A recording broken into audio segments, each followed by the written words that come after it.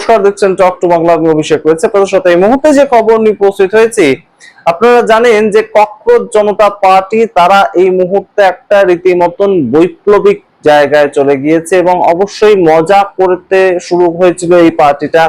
এবং সেই political party, তাদেরকে বলা যায় কিনা আমরা জানি না, সেই যে একটা পেজ তারা শুরু করেছিল ইনস্টাগ্রামে, সেটা এই মুহূর্তে 18 মিলিয়ন ফলোয়ার পেরিয়ে গিয়েছে। অর্থাৎ 18 মিলিয়ন বলতে 1,80,00,000।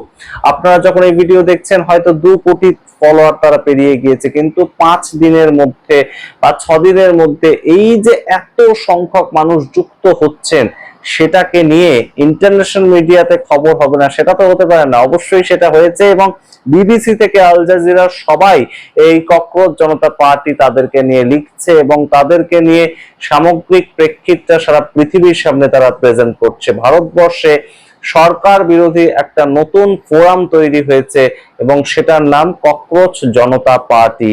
এবং বিবিসি কি লিখছে, India has a new political superstar, a cockroach. অর্থাৎ ইন্ডিয়ার এই মুহূর্তে একজন নতুন পলিটিক্যাল সুপারস্টার এসেছে, যিনি একজন আরশোলা।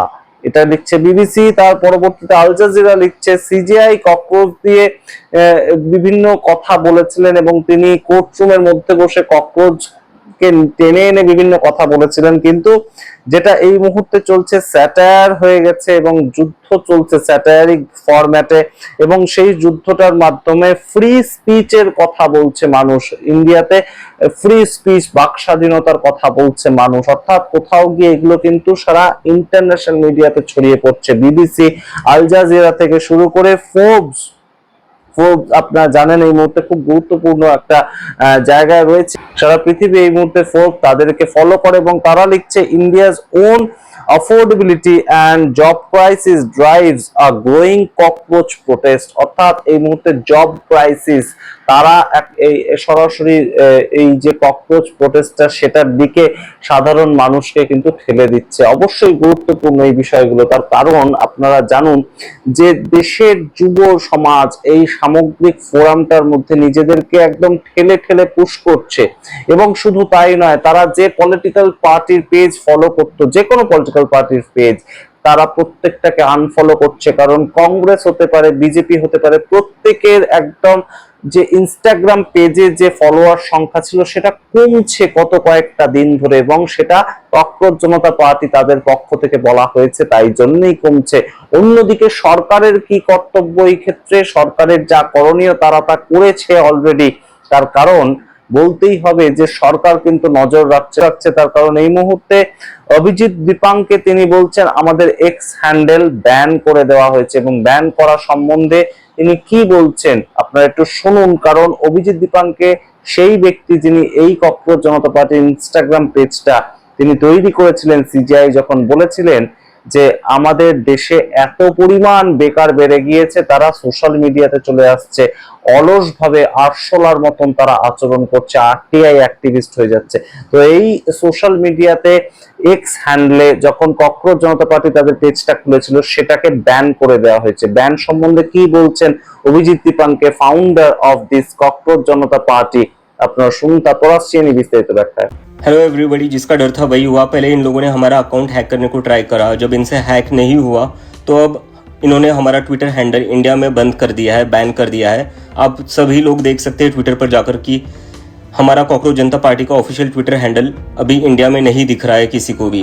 तो मैं चाहता हूँ आप लोग सब आवाज़ उठाए और आप लोग पूछे ये अकाउंट हैंडल क्यों बैन किया गया, इससे ऐसा क्या लिखा था। हमने तो कोई गलत चीज़ नहीं लिखी थी, हम तो खाली रेजिग्नेशन मांग रहे थे मिनिस्टर का। वो स्टूडेंट ने सुसाइड की तो उसके बदले हम कुछ अकाउंटेबिलिटी चाहते थे और बदले में इन्होंने हमारा अकाउंट डीएक्टिवेट कर दिया। तो ये कहाँ की डेमोक्रेसी है? आप सभी ये सवाल पूछो। শুনলেন তার বক্তব্য, কিন্তু তার বক্তব্যটা অত্যন্ত সহজ। তার বক্তব্যটা শুনলে মনে হবে সত্যি তো এটা তো এমন কিছু দাবি নয়। তিনি বলছেন যে আমরা তো এমন কিছু চাইনি। নিটের যে পেপার লিক হয়েছে, যে 4 জন ছাত্রছাত্রী সুইসাইড করলো, তারা আমাদের মধ্যে এখন আর নেই, সেই সামগ্রিক দায়টা কার? সেই সামগ্রিক দায়টা তো সরকারের। তাহলে সরকারের মন্ত্রী ধর্মেন্দ্র প্রধান তিনি কেন ইস্তফা দেবেন না? এটা আমাদের দাবি ছিল।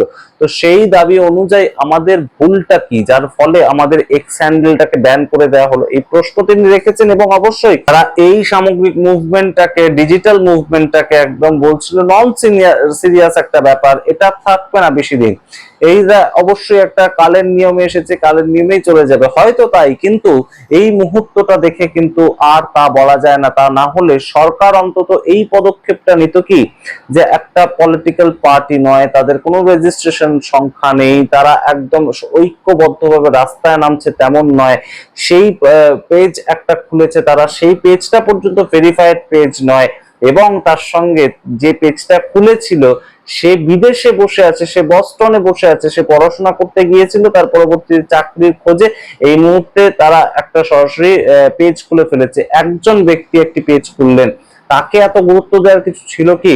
তাই জন্যে সম্পূর্ণ বিষয়টা যে এই মুহূর্তে নন সিরিয়াস সেটা কিন্তু কোথাও বলা যায় না।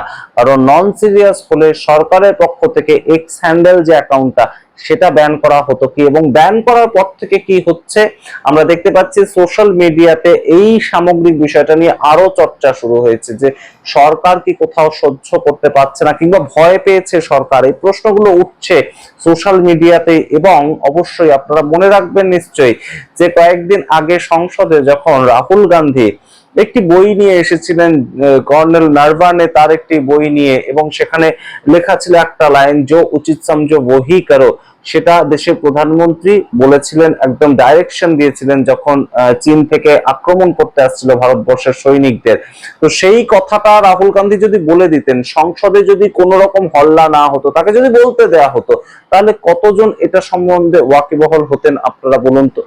বেশি কিন্তু মানুষ হতেন না। কিন্তু যেটা হলো, রাহুল গান্ধীকে আটকানোর জন্য, রাহুল গান্ধীকে বলতে না দেওয়ার জন্য সাধারণ সোশ্যাল মিডিয়াতে সম্পূর্ণ বইয়ের সেই অংশটুকু মানুষ পড়তে শুরু করলো, সোশ্যাল মিডিয়া ইনফ্লুয়েন্সাররা পড়তে শুরু করলো, এবং সাধারণ মানুষের কাছে বিষয়টা পৌঁছে গেল যে সংসদে রাহুল গান্ধীকে আটকানো হচ্ছে এই কথাটা বোঝানোর জন্য, এই কথাটার থেকে আটকানোর জন্য। তো সরকার এই মুহূর্তে যখন ককরোচ জনতা পার্টিকেও আটকাচ্ছে, অন্তত এক্স হ্যান্ডেলে যেভাবে ব্যান করেছে, সেই জায়গাটা অবশ্যই কিন্তু মানুষের কৌতূহল আরো একটু বাড়িয়ে দিচ্ছে ককরোচ জনতা পার্টি সম্বন্ধে। এবং এই যে মুভমেন্টটা কিসের ভিত্তিতে তৈরি হচ্ছে আপনাদের মনে হয়?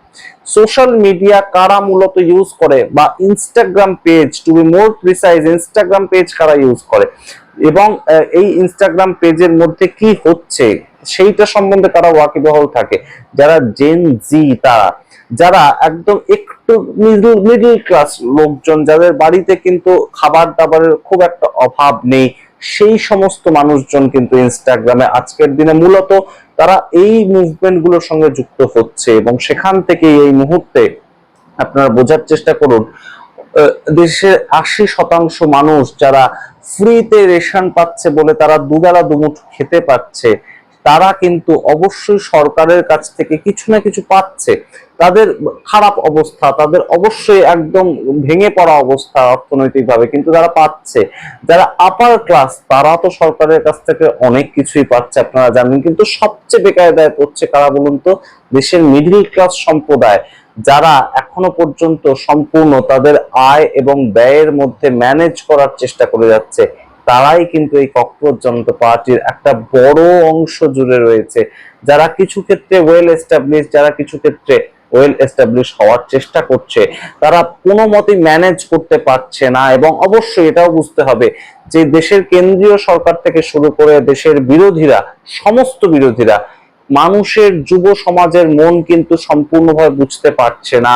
তা না হলে 5 দিনের মধ্যে একটা পলিটিক্যাল পার্টি নয়, একটা কিচ্ছু নয়, তাদের কোনো সংগঠন নেই, কোনো অফিস নেই, তারা কিভাবে একত্রিত করতে পারে 1,80,00,000-এরও বেশি মানুষকে?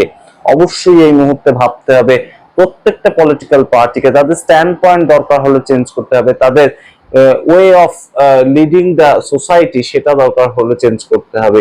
এই বিষয়গুলো কিন্তু এখান থেকে উঠে আসছে বই কি। আমরা জানি না এই সামগ্রিক পেজ বা তার ভবিষ্যৎ কি হতে চলেছে। একটা ওয়েবসাইটও তৈরি হয়েছে এবং অবশ্যই যে প্রশ্নটাও উঠছে যে এই মুহূর্তে এই সম্পূর্ণ যে এত বড় একটা ফ্যাক্টর কাজ করছে এটার পেছনে, এটা কি একজন ব্যক্তি করছেন? এই প্রশ্ন তো উঠবেই। তার কারণ 4-5 দিনের মধ্যে তিনি ওয়েবসাইট চালাচ্ছেন, তিনি ইন্টারভিউ দিচ্ছেন বিভিন্ন চ্যানেলকে, তিনি একটা পলিটিক্যাল পার্টির মতন ইনস্টাগ্রামে ভিডিও বানিয়ে আপলোড করছেন। এগুলো এত কাজ এক মানুষ করছেন কি করে? এটাও প্রশ্ন হতে পারে যে কেউ ব্যাক আপ দিচ্ছে না। তো অবশ্যই প্রশ্ন উঠবে, এই সমস্ত প্রশ্নই রাখছি আমরা।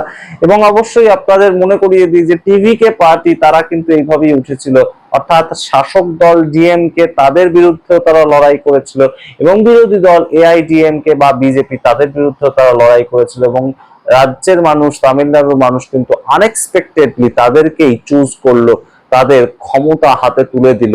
সুতরাং এই যে ককরোচ জনতা পার্টি, তাদেরকেও হয়তো এই ইনস্টাগ্রাম পেজের বাইরেও একটু অন্যরকম ভাবে দেখার সময় এসেছে। এবং অবশ্যই সরকার যদি ভয় না পেত, এটা কিন্তু খুব স্পষ্ট একটা ইঙ্গিত যে সরকার ভয় পাচ্ছে কোথাও, সরকার নজর রাখছে কোথাও, অন্তত যে আপনি যা করছেন তাই সোশ্যাল মিডিয়াতে চলতে দেওয়া যায় না। এবং তাই জন্যই কি তাদের এক্স হ্যান্ডেল সেটা সম্পূর্ণভাবে একদম ডিলিট করে দেওয়া কিংবা সেটা সম্পূর্ণভাবে ব্যান করে দেওয়া হলো। এবং এই যে ইনস্টাগ্রাম পেজের মালিক যিনি বা ইনস্টাগ্রাম পেজের কর্ণধার যিনি, তিনি কিন্তু বলছেন যে আমার যে এই পেজটা সেটাও কিন্তু যে কোনো সময় হ্যাক হয়ে যেতে পারে, কারণ সেরকম চেষ্টা বারংবার হচ্ছে। এবং তাই জন্য তিনি কি করেছেন, তিনি আরো একটি পেজ খুলে ফেলেছেন ইনস্টাগ্রামে, ককরোচ ইজ ব্যাক। অর্থাৎ সেটার সামগ্রিক চিন্তাধারাটা কি, যে আরশোলাকে আপনি যতই তাড়ান, যতই স্প্রে খেয়ে দিন না কেন, আরশোলা ঠিক ফিরে ফিরে আসবেই। তাই এই পেজ বন্ধ করতে চাইলেও ককরোচ ইজ ব্যাক বলে আরেকটা নতুন পেজ ইনস্টাগ্রামে চালু হয়ে গিয়েছে। আপনারা অনেকেই জিজ্ঞেস করছিলেন কিভাবে সদস্য হতে পারবেন আপনারা এই পেজের। ইনস্টাগ্রাম বলে একটা অ্যাপ্লিকেশন রয়েছে, যারা জানেন না তাদের জন্য বলছি। সেই অ্যাপ্লিকেশনটা আপনাদের প্লে স্টোর থেকে নামাতে হবে। আর যদি আপনাদের ইনস্টাগ্রাম পেজ থেকে থাকে তাহলে অবশ্যই আপনারা সার্চ বারে গিয়ে সার্চ করুন ককরোচ জনতা পার্টি এবং তার পরবর্তীতে যে অপশন আসবে সেখানে ফলো অপশন আসবে। সেই ফলো অপশনটাতে আপনাকে ক্লিক করে আপনি চাইলে অবশ্যই তাদের একজন ফলোয়ার হতে পারেন। এটুকুই, তাদের আপাতত এতটাই ক্যাপাসিটি। আর গুগলে গিয়ে ককরোচ জনতা পার্টি বলে সার্চ করলে তাদের একটি ওয়েবসাইট নতুন লঞ্চ হয়েছে, সেটাও কিন্তু আপনারা দেখতে পারেন, সেটাতেও একদম আপনারা ফলো করতে পারেন। এটুকু জানলাম আপনারা আপনাদের মতামত কমেন্ট বক্সে কমেন্ট করুন। দেখতে থাকুন টক টু বাংলা। অবশ্যই টক টু বাংলা ইউটিউব চ্যানেলকে সাবস্ক্রাইব করতে ভুলবেন না। ধন্যবাদ।